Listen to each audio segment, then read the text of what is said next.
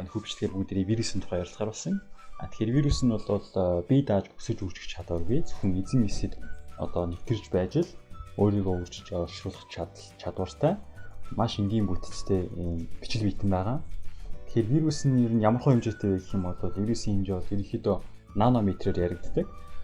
Нанометр гэдэг бол 10-ын хасах 9 зэрэгт байгаа тийм ээ. Тэгэхээр нанометр гэдэг бол юусэн гэхээр метрийг хуваадаг нь 1 тэрбум гэсэн. Тэгэхээр метрийг тэрбум хуваасны нэгтэй тэнцэх тийм жижиг хэмжээний бичил биетэн бол вирус гэдэг байна. Тэгэхээр вирус нь ямар бүтцтэй юм бэ гэдгийг ингээ харах юм бол та бүхэн зурган дээр харах юм бол янз янзын бүтцтэй байдаг тийм ээ. За микроскопоор авсан зургууд нь ч гэсэн ирэхэд яг энэ хөл бүтцтэй харагддаг. За тэгэхээр яг юунаас тогтсон юм бэ гэдгийг нь бол ярилцах юм бол вирус нь маш энгийн бүтцтэй. Вирус нь бол өөр ингэсэн удмын мэдээллийг хадгалдаг нүклийн хүчилтэй. Нүклийн хүчил нь бол ДНХ эсвэл РНХ байж болдог. За тэгээд ДНХ, РНХ-нүүд нь бол double stranded эсвэл single stranded гэж давхар уцлагтай болон даг уцлагаас тогтож болдог. За РНХ-ийн хувьд бол мөн бас олон төрлүүдүүд байдаг. Жишээлх юм бол negative sense RNA болон positive sense RNA гэх мэт тийм сонирхолтой ангиллуудад байдаг. За тэдгээрийг бол дараагийн имжлэгээр ярих болно. За тэгээд энэ удмын мэдээлэл нь ер нь юуг кодлох гэдэг юм бэ? Нүклийн хүчил маань юуг кодлоод байгаа юм бэ гэх юм бол уургийг кодладаг. Тэгэхээр энэ кодлсон уургатайгаа нийлээл энэ удмын мэдээлэл маань энэ хоёр маань нийлхээрээ тэгээд л вирус ийм энгийн бүтцтэй. Тэгэхээр вирусыг ойлгохын тулд дараагийн слайдыг бүгдээрээ харцгаая. Тэгэхээр вирус нь бол өөрийн гэсэн удмын мэдээлэлтэй тийм ээ. За тэгэхээр энэ бол ийм өвөрмөц дараалууд бол вирус болгонууд байдаг. За энд бол ямар учиртай юм дараалал өсгөн дарааллыг тавьсан бэ гэхээр за энийг бол аденин, тимин, гуанин, цитозин, гуанин, тимин, аденин, цитозин, аденин, тимин, гуанин гэсэн дарааллыг бол biz орсон байна. За тэгэхээр энэ ер нь ямар утгатай үгнүүд юм бэ гэхээр энэхүү амьд байгалийн ямар шинж чанартай байхыг, ямар бүтцтэй байхыг кодладаг энэхүү ДНХ-д дагуулдаг бүтцийн дарааллыг нь бол ингээд эрдэмтэд судлаад тэр тодорхой бүтцүүдэд нь бол аденин гэж нэр өгсөн байгаа юм. За мөн зарим нэг төрлийн бүтц нь бол тимин гэдэг нэрийг өгсөн байх нь байна. За дахиад нэг өөр бүтцэд нь бол гуанин гэсэн нэрийг өгсөн. За дахиад нэг өөр бүтцэд нь цитозин гэдэг нэрийг өгсөн. Тэгэхээр ийм дөрвөн төрлийн бүтцүүд янз бүрийн дарааллаар байрлаж миний чиний ямар шинж чанартай байхыг бол кодладаг байх нь гэсэн. За тэгэхээр энэ бол зөвхөн хүн биш, зөвхөн амьтан биш тийм ээ. Бүр бичил биетэн, бактери, вирусын мэдээллийг хүртэл энэ нүклийн хүчил гэдэг зүйл маань кодладаг байх нэ. Тэгэхээр нүклийн хүчил маань яг түрүүний хэлсэнчлэн юу кодлох гээд байгаа юм бэ гэвэл уургийг кодладаг. Тэгэхээр уург нь юунаас тогтсон юм бэ гэдэг асуудал гарч ирнэ. За уург нь бол амин хүчил гэдэг хэмээх 20 төрлийн молекулаас тогтдог байгаа. Тэгэхээр энэ 20 төрлийн амин хүчил маань мөн адил ягн зүрийн дарааллаар байрлаж хоорондоо залгагдсанараа тодорхой өвөрмөц уургууд бол бий болдог байх нэ гэсэн. За тэгээд дахиад нэг вируст байж болох бүтц нь бол юу байдаг вэ гэхээр бүрхүүл мембранын бүрхүүл байгаа. Мембранын бүрхүүлийг бол англи хэлээр envelope гэж нэрлэдэг. Нөгөө нэг загтал хийдэг доктортой яг адилхан нэршилтэй. За энэхүү envelope нь бол ямар үүрэгтэй вэ гэхээр ерөөхдөө энэхүү вирусыг бол дараагийн хэсэд халдварлуулах процессыг амархан болгож өгдөг.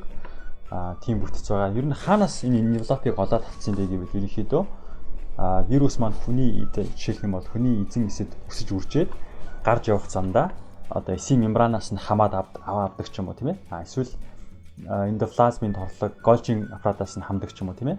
Тийм байдлаар хүний эсийн хэсгээс бол тасдаж авдаг гэсэн үг юм л да.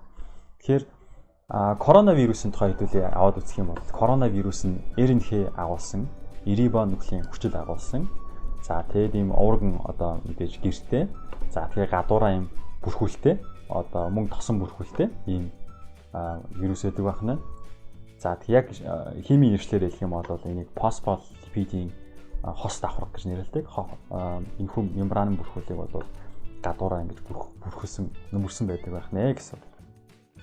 За тэгэхээр дөрвөн төрлийн бүтцээр тийм ээ янз бүрийн байрлал оруулж яаж энэ их олон мэдээллийг кодолт юм бэ? Дэлхийд дээр 7 гаруй тэрбум хүн байна шүү дээ. Яаж энэ хүмүүс бие биенээсээ өөр байгаад юм бэ? дөрвөн ширхэг зүйлээр боломжгүй шүү дээ гэж хүмүүсийн толгойд орж ирэх байх. Миний толгойд ч гэсэн тэгж орж ирж байсан. За тэгвэл би нэг өөр нэг жишээг харуулах юм бол нөхөө зургийн дээр та бүхэн морсоор одоо дохиод дамжуулж байгаа юм цэргийн албаа агчийг харж байна. Тэгэхээр морс гэдэг энэ хүү харилцаа холбооны төхөөрөмж бол ерөөсөө хоёрхан одоо кодыг ашиглаад бүх төрлийн мэдээллийг бол хоорондоо дамжуулж болдог тийм одоо зүйл байгаа. Жишээлх юм бол цэг 3 цэг байхаараа нэг үсэг. За 2 цэгэнд таслал байхаараа нэг үсэг. За таслал нэг цэг гэхээр дараагийн үсэг болдог ч юм уу тийм ээ. Тэрийг бол янз бүрээр өөрсдөө ингэ тохирж болно гэсэн үг. Тэгэхээр юу гэсэн үг вэ? Хоёрхан төрлийн кодоор энэ ертөнцийн зэрэг бүх мэдээллийг кодолж байгаа юм чинь дөрвөн төрлийн одоо кодоор бүх төрлийн мэдээллийг бас мөн адилхан кодолж болох нь бол ойлгомжтой юм аа. За ингээд дараагийн слайд руугаа бүгдээрээ шилжцгээе. За тэгэхээр вирус ер нь хаанаас гараад ирсэн бэ гэдэг сонирхолтой асуудал гарч ирнэ тийм ээ. Вирус ер нь ханаасаа гараад ирсэн гэдэг асуудал гарч ирнэ. Тэгэхээр вирусын үүслийг бол одоо таамаглаж буй тийм олон төрлийн онолуудыг бол вирус судлаач эрдэмтэд гаргаж ирсэн байдаг байх нь байна. За үүний нэгдүгээрт нь бол virus first co-evolution hypothesis буюу амьдралын бусад хэлбэрүүдтэй хамт анханасаа дэлхий дээр амьдрал үүсч өөрчлөлтөө зэрэгцээд үүсжээ гэсэн нэг онол байгаа. Энийг та бүхэн сонирхож үзэж болно. За reduction болон regression hypothesis гэдэг нь бол ямар утгатай онол вэ гэдэг нь ихээр ерөнхийдөө бол бие дааж өсөж үүсгэх чадвартай эст бүтэц бактери байж байгаа. За тэр нь бол бие дааж одоо өсөж үүсгэх чадвараа алдсан юм байна гэсэн тийм онолууд бол байгаа. Жишээлбэл хүний биед одоо халдвар үүсдэг mycoplasma, тэгээд chlamydia, rickettsia гэх мэт бактериуд бол байдаг. Эдгээр бактериуд нь бол яг ингээд шин чанарын судлаад үзэхээр бактери тэгсэрнээсээ бие дааж өсөж үүсгэх чадварыг олцсон байдаг. Тэгэхээр энэ бол хүний одоо эзэн эстэй эзэн эсийг паразитлж амьдарч байхдаа бол өөрийнхөө бие дааж өсөж үүсгэх чадварыг бол гээцсэн эсүүд юм байна гэж судалсан одоо судалгаанууд тийм онол таамагтал байдаг. За гуравт нь бол escape буюу cellular origin hypothesis гэдэг нэг үг ихээр ер нь вирус гэдэг бол тэр нарийн бүтэцтэй прокариот ч гэдэг юм уу эвокариот за тэр эсүүдээсээ одоо боломжилж одоо тийм тэр үүссэн юм шүү гэсэн тийм онол байдаг. За жишээлх юм бол үүнийг ойлгохын тулд транспозон гэдэг жишээг бүгдээрээ авъя. Транспозон гэдэг нь бол альфа эсийн одоо генетикийн мэдээлэл геном байдаг тийм өрмөц дараалал байгаа. Энэхүү дараалал нь юу кодолдог вэ гэхээр транспозаза хэмээх энзимийг кодолдог. Транспозаза нь бол энэхүү транспозон элементээс одоо орчуулагдаж одоо трансляцуулж гарч ирээд өөрийнхөө тэр транспозон их мэдээлэлийг хоёр талаар нь даслаад одоо өөр геномынх нь өөр байрлал авчиж залгадаг тийм сонирхолтой одоо генетик элементүүд байдаг.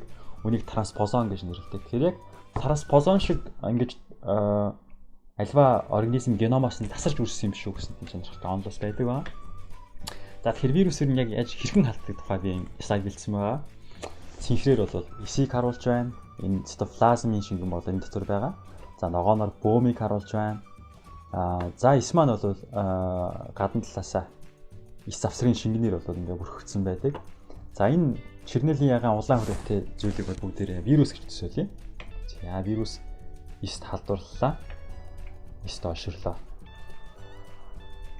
Ингээд эзэн эсээ орхиод дараагийн эсийг халдварлаа. За тэгэхээр та бүхэн вирус хэрхэн нэг эсээс нөгөө эс рүү дамжд юм болоо гэж гайхаж байгаа бах. Вирус ер нь хөл гаргүй, шилбүргүй, сармусгүй үстэй яаж ер нь нэг эсээс нөгөө эсийг олж чад халдварлуулчих юм болоо гэж гайхаж байгаа. Тэр нь бол физикийн диффузийн үзэгдэл гэж та бүхэн сонсч байсан бах. Диффуз гэдэг бол альфа атом молекул нь бол концентрац ихтэй газраас концентрац багатай газар руугаа шилжих. Эсвэл температур ихтэй хэсгээс температур багатай руугаа шилжих. Эсвэл даралт ихтэйгээс даралт багатай руугаа шилжих юм.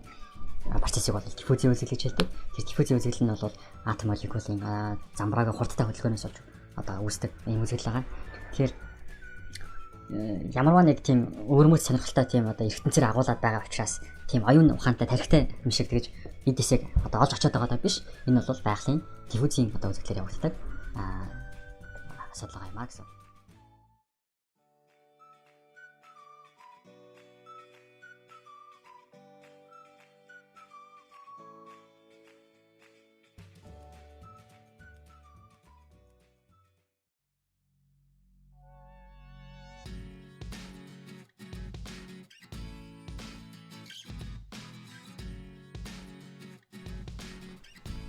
Японы улсын Тохио их сургуулийн эрдэмтэд агаар туслаар одоо хэрхэн халдвар дамждгийг бол судалсан байгаа юм.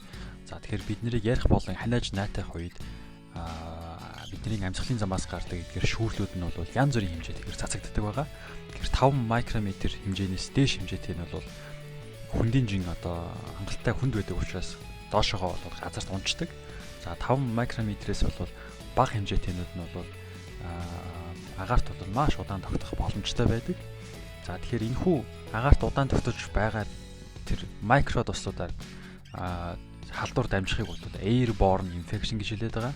Харин тэр газарт очижсэн 5 микрометр хэмжээтэй туслуудаар халдвар дамжихыг бол droplet infection гэж ангилсан байдаг. Тэгэхээр тэр droplet infection-ээс бол бидний өмсөж зүгээд байгаа одоо маск бол хамгаална гэсэн үг. За харин airborne infection-ээс бол хамгаалах боломжгүй гэсэн юм аа. Тэгэхээр SARS коронавирус 1-ийг бол airborne байдлаар халдвар дамжт юм байна гэж бол судалсан байдаг. Харин SARS коронавирус 2-ыг бол airborne байдлаар дамжиж байна гэсэн тийм хангалттай дата цуглараагүй байна гэж бол зарим эрдэмтэд хэлж байгаа. Тэгэхдээ энэ бол хангалттай баримт биш учраас бид нар бол маска сайн зүүх хэрэгтэй. Тэгэхээр түрүүн хэлсэнчлэн airborne байдлаар хэрвээ халдвар хэрвээ дамждаг байвал бидний зүгээд байгаа surgical mask бол хамгаалах боломжгүй юм. Тэгэхдээ surgical mask-ийг хүн болгон зүүх ёстой гэсэн нэг одоо чухал зүйл нь юу байгаа вэ гэхээр surgical mask-ийг одоо зүүж байгаад ханиахад бол агаарт цацагддаг энэ airborne одоо micro туслууд бол маш бага хэмжээгээр цацагддгийг бол судлаачид бол илрүүлсэн байгаа. За энэ хүү бичлэгэн дээр бол хүн ханиаж найтасны дараа 20 минут өнгөрөхөд хүртэл нөгөө нэг airborne 5 микрометрээс хэмжээтэй бага хэмжээтэй туслууд бол агаарт байсаар л байгааг та бүхэн харж байна. За бүр 3 цагийн дараа бол хүнийг ханиаж найтасны дараа 3 цагийн дараа судлаад үзэхэд бол агаарт бол вирусын нэрнийхээ бол одоо олдсон байгаа юм. За тэгээд мөн агаарт энэхүү airborne халдвар үүсэх боломжтой бичил туслууд бол тогтоод байдаг учраас цонхоо онгойлох хэрэгтэй. Цонхоо онгойлох юм бол хөвчлэн 2 одоо орон зай гарах хэрэгтэй. Нэгдүгээрт нь агаар орж ирэх, хоёрдугаарт нь агаар гарах гэсэн 2 орон зай хэрэгтэй байд юм аа. Тэгэхээр байнга өрөө тасгаагаа бос салхилуулж явах юм бол маш сайн гэдгийг бол Японы эрдэмтэн за энэ Казухиро Татида гэдэг хүн бол ярьж байгаа юм. За тэгээд дараа нь нэг сонирхолтой бичлэг байгаа. За энэ бичлэгэн дээр харах юм бол хүнийг ярьж ханиаж найтах үед хэрхэн агаар урсж байгаа тийм ээ, агаараас бичил туслууд энэ одоо замаар л гарна гэсэн шүү дээ. За харин масктай хүний одоо өмнөр одоо эргэлдэж байгаа агаарын урсгал ямар байгааг та бүхэн харж байгаа. Тэгэхээр маска зүүх нь бол маш чухал юм шүү гэдгийг та бүхэндээ анхааруулъя гэсэн юм аа. Баярлалаа.